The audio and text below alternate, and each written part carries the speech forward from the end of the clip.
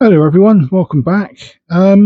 Today we've got the fourth in the series of the 6 decades of 007, the £5 coin series that the Royal Mint have been releasing recently. This particular one shows the speedboat from the opening scene of The World Is Not Enough.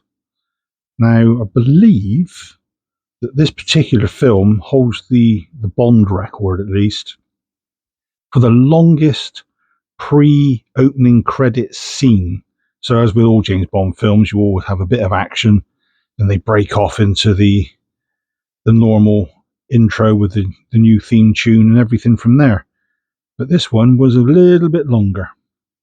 So yeah, this boat was literally in the opening credits, and that was about it as far as I'm aware.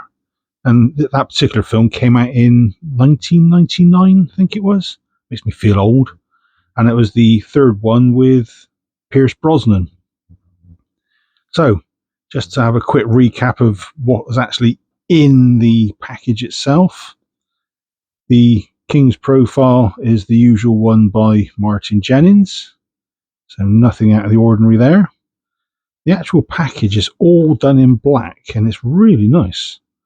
So there's a little bit about the history, about the Bond being on a break for a while from the end of the 80s to the early mid 90s, how they all came back, what they did to bring it back.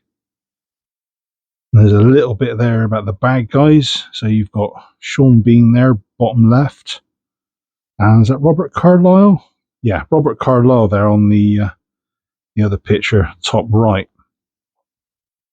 So they had quite a few new characters thrown in, some bad guys, some good guys turned bad as well.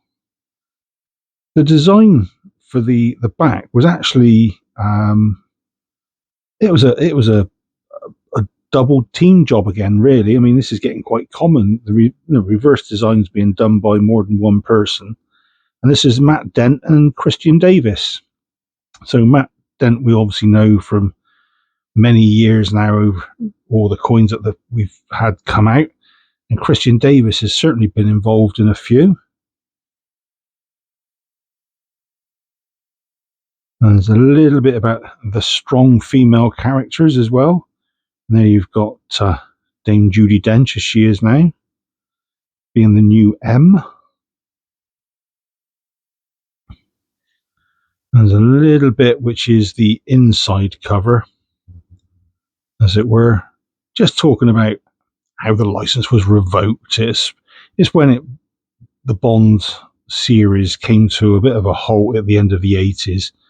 I think it was about 6 or 7 years before they actually got back on track and brought the next one out, being the first one with Pierce Brosnan.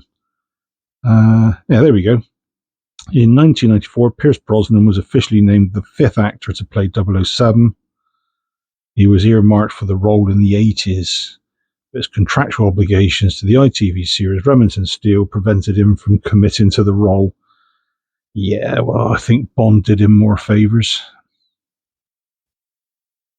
And then on the reverse, just a bit about how Bond came back after that break of so many years, 5 or 6 years. And of course, the coin specs. So as usual, it's a £5 coin. So the weight 28.28 grams, diameter is 38.61 mil. And again, Martin Jennings is the obverse designer. And this confirms Matt Dent and Christian Davis as the reverse designers. So yeah, it's a fairly plain looking reverse. But as usual, it's got the name of all the films, the Bond films from the 90s, actually in the design, which I think is a clever little twist that they've been doing all the way through the series so far. So there you have it. That is the 1990s Bond coin, shall we say, for the 6 decades of 007. So I think we've got another 2 to go. So that'll cover the 2000s, the noughties, and then the 2010s. So until the next one comes out,